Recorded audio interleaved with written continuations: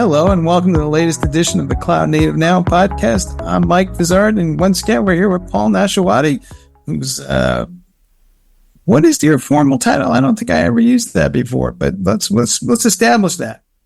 Mike, great to be here. You know, as the practice lead and lead principal analyst for the app dev practice at the Futurum Group, I cover day 0, day 1, day 2, build, release, and operations. Yeah. All right, cool.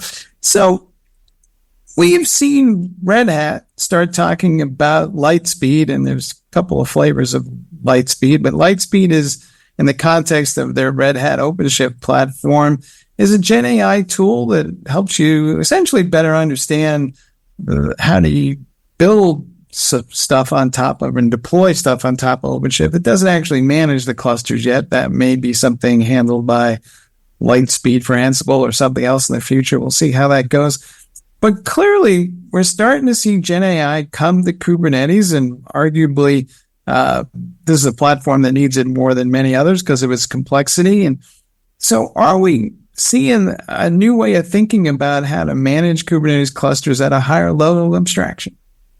Yeah, Mike, I think this is an interesting perspective. When I was at Red Hat Summit earlier this year, we talked a lot about OpenShift and Gen AI, OpenShift AI, and adding in the functionality of automation. So Ansible Lightspeed was announced a year ago, right? That was something that's part of the workflows for the automation platform on Ansible. It started with Project Wisdom that turned into Lightspeed, which was a great approach to basically saying, okay, if you're going to build workflows, you want to automate the building of workflows, worked well for automation and worked well for Ansible. Taking that same kind of approach of saying, okay, well, with OpenShift, we want to bring in Gen AI capabilities. So OpenShift AI, and they also had RHEL AI as well. So there's a number of different ways of kind of deciding to expand into generative AI capabilities for OpenShift, for Kubernetes, but also for the operating system as well as automation. And I think that's a great move for Red Hat. I've talked to Stu Miniman many times about this. We just did recently a DevOps dialogue on this, and it's on the Futurum Group's website as well.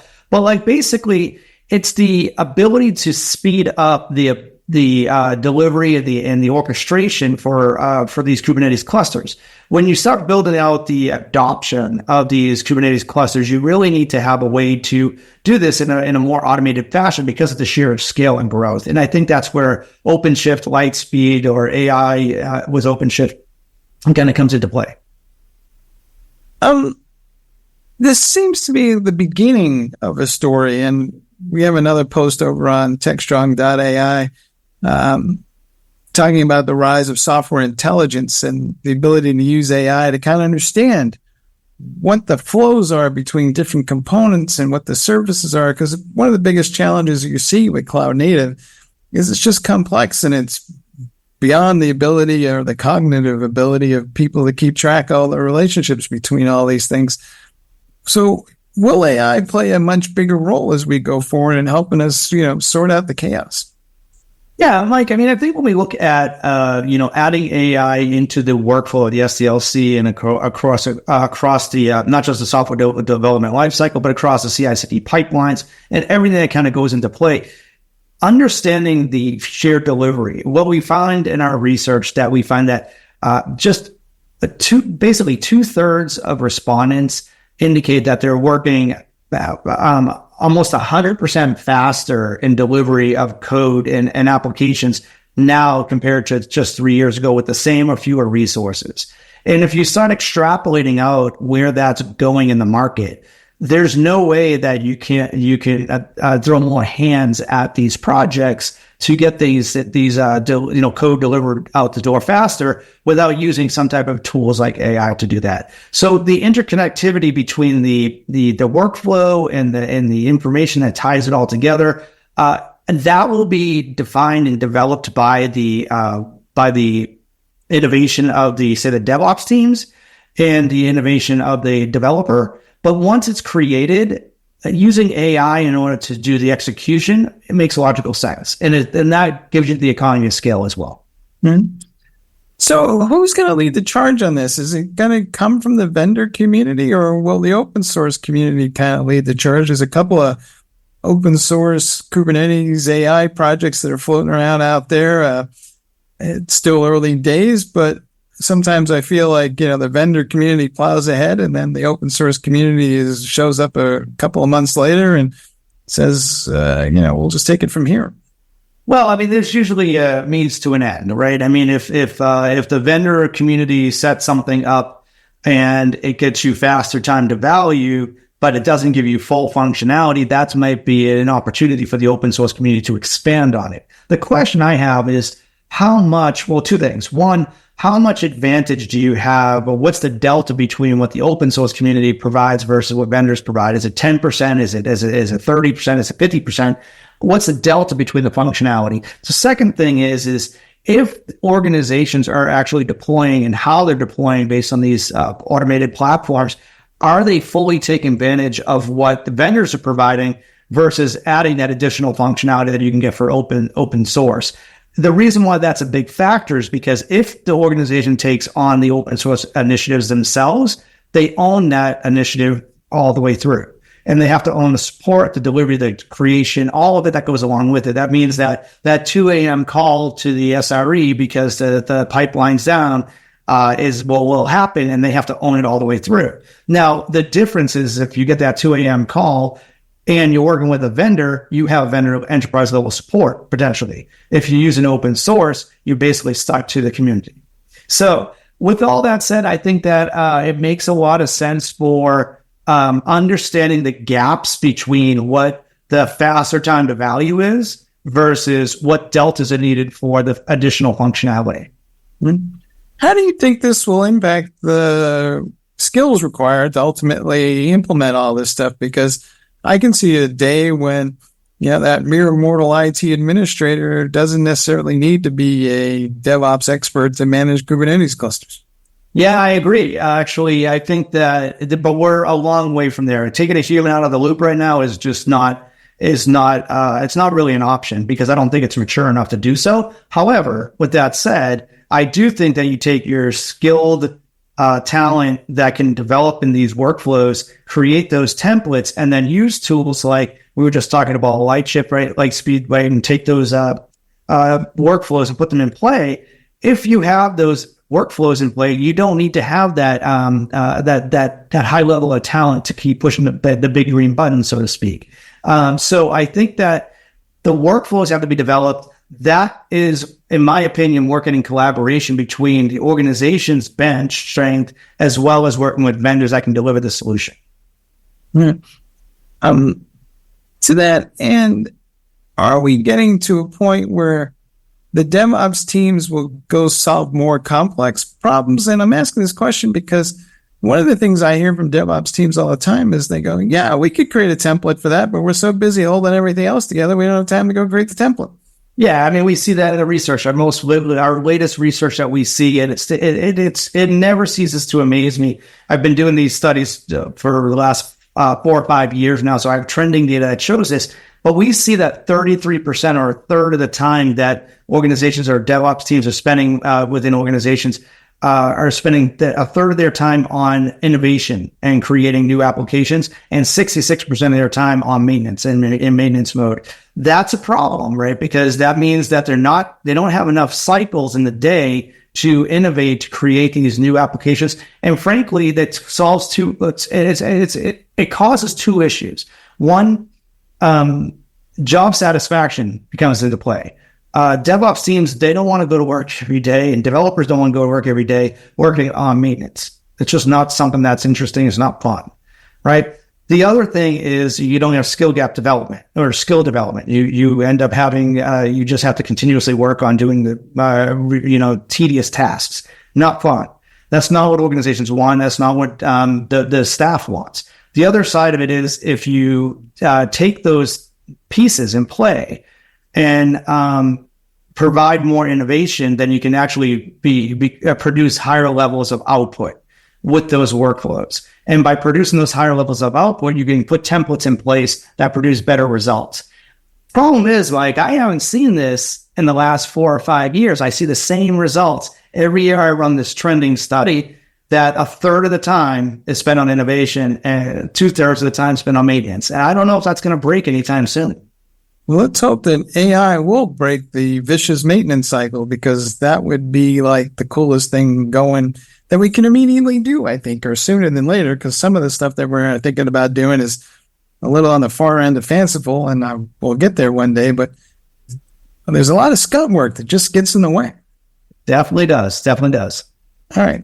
Speaking of changing the way that we manage environments, there's been a lot of discussion about the rise of platform engineering, and we have a conversation with Keith Babo over there from Solo.io on TechStrong TV.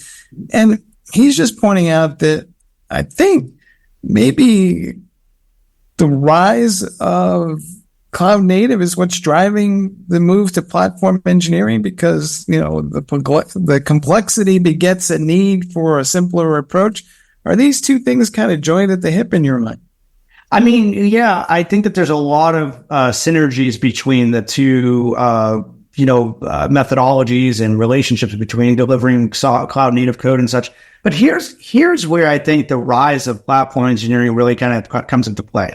I mentioned just a minute ago about the trending data that I've been running, right? And then I was talking about, in this one particular cloud native study I do, we had this gathering information around the CI/CD pipeline, and we were looking at the continuous integration testing. And in 2022, I'm going back a couple of years, but in 2022, we saw only 29% of the respondents did continuous integration testing. In 2023, that number jumped to 66%. And part of the reason behind that is when you start looking at DevOps, SREs, and platform engineering and development, there's the concept of moving or shifting left, moving things closer to the engineers, to the developers. But by having the ability to shift left the responsibilities and have the platform engineering teams develop those closer to the source of application creation, solves a lot of problems that organizations run into. Now, what I mean by that is, in the 2022 study, what we were finding was DevOps teams, the business KPIs was to push the code out the door faster. Push the big green button, get the code out the door. So QA was going, hey, we got a problem. They're going, don't care, push the code out the door faster, right? Now, which ended up potentially causing problems. So my analysis there, talking to those companies, the response was basically, look, we have sprint reviews every 2 weeks. We have a SaaS-based application. We're going to continuously update. And if we find problems with the end users, we'll make those updates every 2 weeks. They won't see a problem. Problem with that is the attention span for end users is instant gratification. If it doesn't work the first time, you're at risk of losing that client forever. So that's the problem that we see with the rise of platform engineering. It's solving the problem of harmonizing the business KPIs. You may hear a lot of organizations talking about SLOs, or service level objectives, versus service level agreements, right? They're moving towards these objectives where everyone's rowing in the same direction toward that North Star. That's where the platform engineering team kind of comes in and shines. That's where there's an alignment between platform engineering and cloud native application development. As part of that, are we seeing a different mindset here from the folks in charge of the platform engineering team? Because back in the day, a lot of folks embraced DevOps to get away from centralized IT, and now we're back with platform engineering, and to a lot of developers, it smells like, the new boss is the same as the old boss.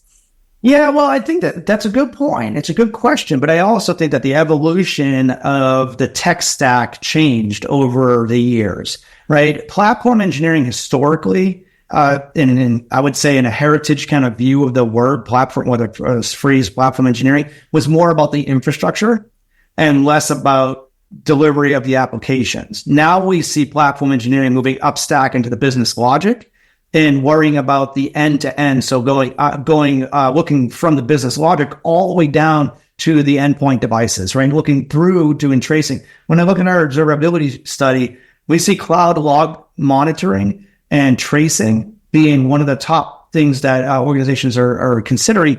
historically, the tracing and the monitoring down at the infrastructure layer was platform engineering, right? And now we're seeing that happening at the application level all the way down through the stack. So I think that there's an elevation of skill moving up stack into the business logic, where historically it was focused predominantly on infrastructure. As you kind of like think this all the way through, then will AI be embedded into the platform engineering strategy? And these three things are now joined at the hip: platform engineering, the shift to AI, and the rise of cloud native. They all kind of are, one is the ankle, one's the knee, and one's the shin bone, right? I like the body analogy there. Yeah, I mean, look, I think that, the right tech stack, the right process and methodologies that you use to achieve your business goals, AI definitely has a place in that, right? And AI, whether you're looking at, using natural language to create things, so you don't need a highly skilled developer to create those applications, and you can just put a natural prompt in there, a language prompt in there. Or if you want to use AI to do actionable insights based on logging, alerting, and monitoring, if you see something happen, then the AI would do some action based on workflows and and templates that are created that we talked about earlier. So I think that's an area that it's an enabler for the success of the business, and it's certainly an enabler for cloud native, because as we talked about, I was just doing a study this morning. I was looking at this, and the research I was finding that over the next 3 years, organizations responded that there was going to be 500 to 1,000 production applications running at the edge locations. If there's that much production applications running at the edge locations, it's very difficult for a human to be in the loop to make sure that everything is running properly. You need to have some type of lens into that with automation, and I think that's where AI plays into it. Yeah.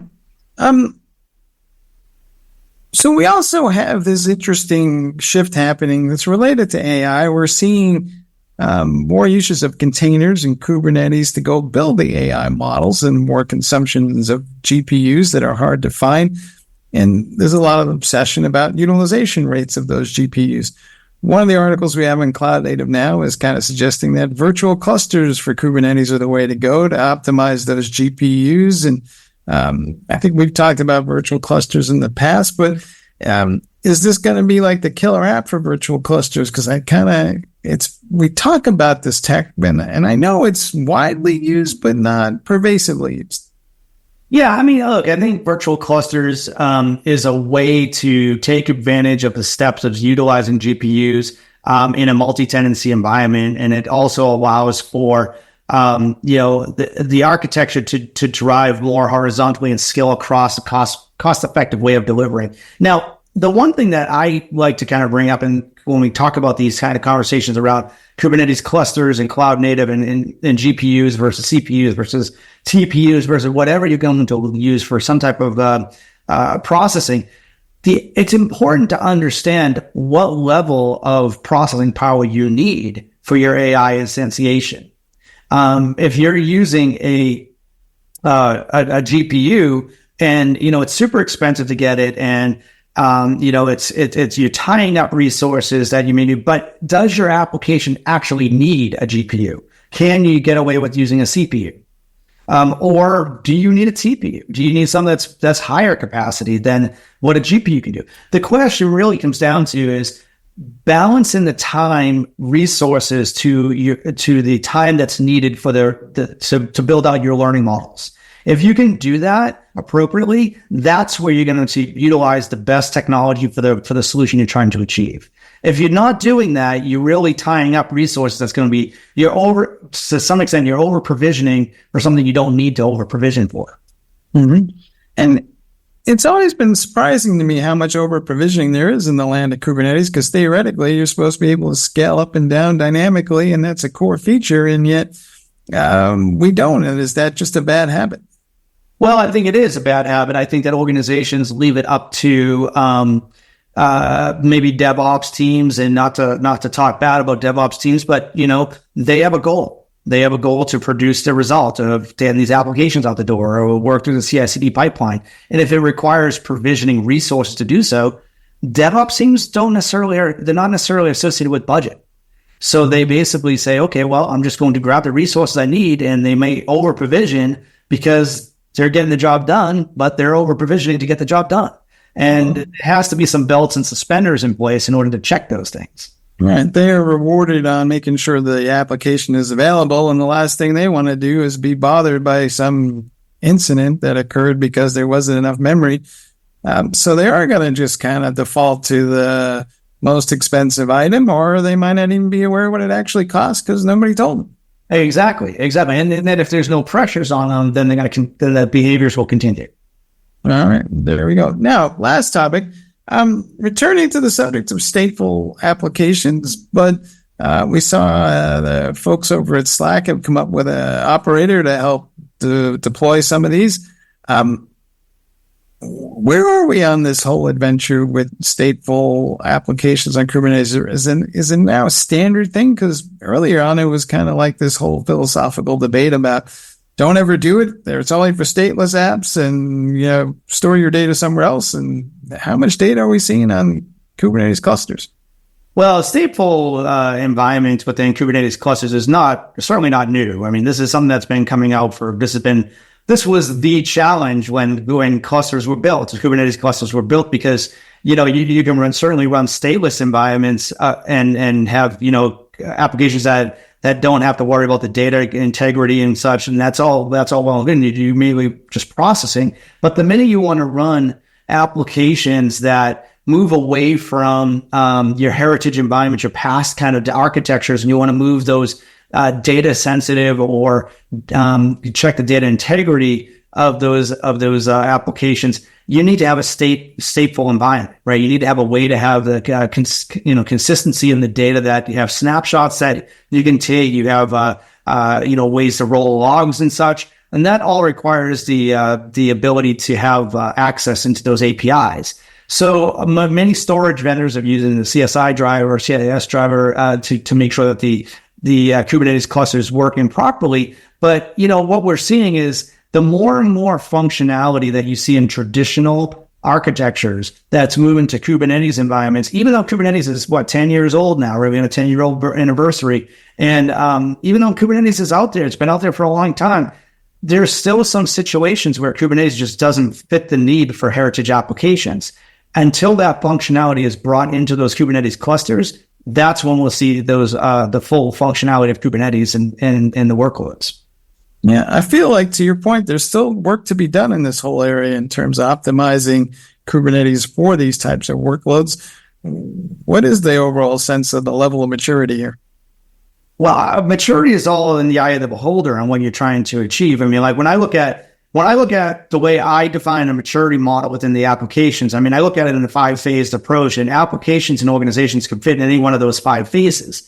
And organizations can have applications that sit in any one of those 5 phases. So, an organization itself may have phase 1 to phase 5 and have, hundreds of applications that fit in any one of those stages. But I think when you look at maturity and you think of moving from, a heritage monolithic architecture, or 3-tier architecture, and you want to move that into a cloud native state with a stateful application that's running there, the storage and all the associated pieces that go along with it need to be tracked appropriately. All the lines need to be in perfect alignment in order for the connectivity of the data, for the connectivity of the application, and the access points. The big question, Mike, in my opinion here is when you start breaking this apart and you start refactoring, when you have those heritage applications and move them into a stateful environment in Kubernetes,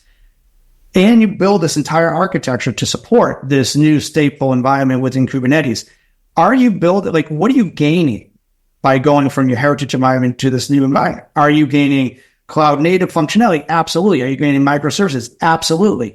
But are you gaining any performance? Are you gaining any BCDR scenarios? Or do you have governance and compliance for data sovereignty issues. I mean, all these things kind of come into play when you're looking at moving these large data set applications into Kubernetes clusters, but you also have the underlying storage that has to align to it as well. So maturity depends on the application. That's how I guess I'll leave it at that. It really does depend on what's going on in that application, but it also depends on how the organization may have multiple applications that are running in the space.